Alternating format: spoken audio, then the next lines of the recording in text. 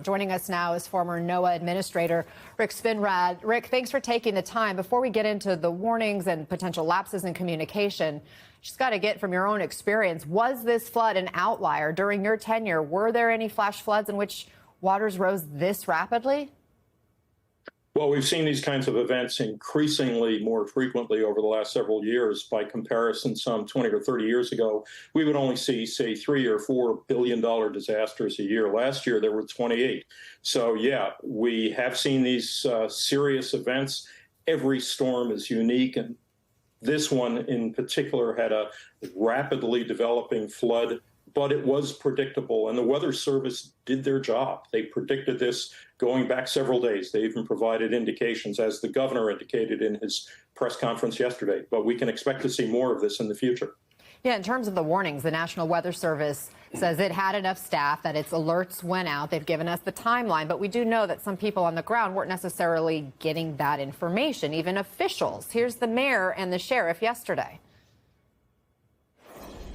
I wasn't alerted I was awakened by a call from the city manager about 5:30 a.m., and I had received 0 alerts beforehand. What I can tell you, when I was first notified, it was around the 4 to 5 area.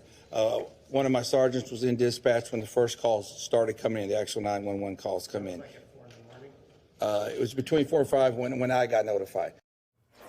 So these are people at the top in that community. We've heard similar stories from eyewitnesses as well. What does this gap in the flow of information tell you? There are a couple of things it tells me. First of all, we know that the warnings, first the watch went out almost a day beforehand, and the warning went out at 1:14 in the morning. That warning is the red flag. It's the signal to start taking action, to evacuate, to, if necessary, shelter in place. Why that warning was picked up by some and not others is a critical question that the assessments are going to have to figure out. But there's another point here, Anna, and that is that you never want to be reliant on just a single system. And so consequently, redundant alert systems, whether people have NOAA weather radios in addition to their cell phones to pick up signals. The question here is going to be one of why was the message that was sent out accurately and in a timely manner, about 3 hours before the flood really hit, why was it not received? Why was it not acted on? And that's going to be a critical link in the chain of defining what happened here.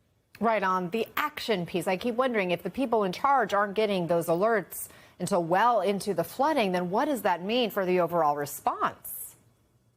Yeah, exactly. And Monica's report a minute ago pointed out that while there were staff to make sure the forecasts were developed and issued in a timely and accurate manner, one of the critical vacancies at the San Antonio Weather Forecast Office was what's called the Weather Coordination Meteorologist. This is the person whose job it is to be in direct and constant communication with the emergency management community, with the sheriffs, with the police departments, with the emergency responders. That position in San Antonio is vacant right now. And so that may not have made any difference. The investigation and assessment will tell, but it's something that needs to be addressed, in my opinion. Flood deaths have ticked up in the U.S. in recent years. In fact, just last night, we reported at least 3 people died in a New Mexico flash flood.